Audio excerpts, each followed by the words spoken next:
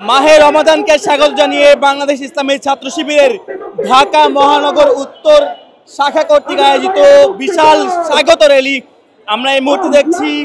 বাইতুল মোকাররম থেকে স্বাগত র্যালি বেরিয়েছে, নেতা কর্মীরা এই স্বাগত র্যালিতে যোগ দিয়েছে এবং আমরা দেখছি র্যালিটি বাইতুল মোকাররমের উত্তর গেট থেকে বেরিয়ে পল্টনের দিকে যাচ্ছে। এই মুহূর্তে রমজানের বাকি আর মাত্র একদিন, এর মধ্যেই স্বাগত র্যালিতে ইসলামী ছাত্র শিবির মিছিলে তাদের স্লোগানে বলছেন নিত্য প্রয়োজনীয় দ্রব্যমূল্য নিয়ন্ত্রণে আনা সহ জামাত নেতা এটিএম আজহারের মুক্তির দাবিও করছেন তারা এই স্বাগত র্যালিতে।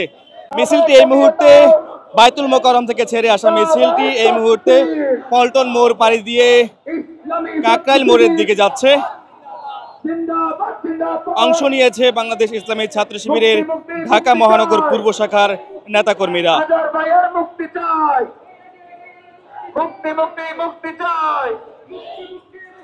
আমরা নিজেদের ঈমান এবং আমলের মাধ্যমে নিজেদের তাকওয়াকে মজবুত করে নেই। আমরা এই পবিত্র মাহে রমজানকে পুরো মাসটি জুড়ে ইবাদতের মাস হিসাবে পালন করার জন্য প্রস্তুতি গ্রহণ করি। আপনারা জানেন বিশ্বনবী সাল্লাল্লাহু আলাইহি সাল্লাম রমাদান আগমনের আগ মুহূর্তে উনি তার পরনের জামা শক্ত করে বেঁধে নেওয়ার হাদিস রয়েছে রমজানে ইবাদত করার জন্য। এজন্য সকলের প্রতি উদাত্ত আহ্বান থাকবে, দিনের বেলা সিয়াম এবং রাতের বেলা কিয়ামের মাধ্যমে আমরা যেন আমাদের এই রমজানকে ঢেলে সাজাতে পারি এবং এই রমজান শেষে সকলেই যেন আত্মতৃপ্তির ঢেকুর তুলে বলতে পারি এই রমাদান ছিল আমার জীবনের সেরা রমাদান। সম্মানিত উপস্থিতি, সর্বশেষ হোটেল মালিক সমিতির যারা কর্তৃপক্ষ আছেন তাদের প্রতি উদাত্ত আহ্বান জানাবো, সারা দেশে হোটেল রেস্তোরাঁ দিনের বেলা বন্ধ রাখার জন্য আমরা জোর দাবি জানাচ্ছি। তবে সীমিতভাবে কিছু হোটেল রেস্তোরাঁ অনুমোদন সাপেক্ষে খোলা রাখা যেতে পারে ভিন্ন ধর্মাবলম্বীদের জন্য। সম্মানিত উপস্থিতি, সকল ধরনের অন্যায় অশ্লীলতার পথকে রুদ্ধ করার জন্য রাষ্ট্রীয়ভাবে ব্যবস্থা গ্রহণ করার জন্য জোর দাবি জানাচ্ছি।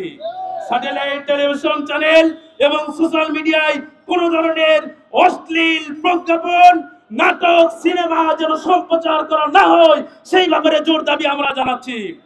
দ্রব্যমূল্যের ঊর্ধ্বগতির লাগাম টেনে ধরে নিত্য প্রয়োজনীয় দ্রব্য সামগ্রীর ক্রয় ক্ষমতা সাধারণ মানুষের নাগালের মধ্যে রাখার জোর দাবি জানাচ্ছি।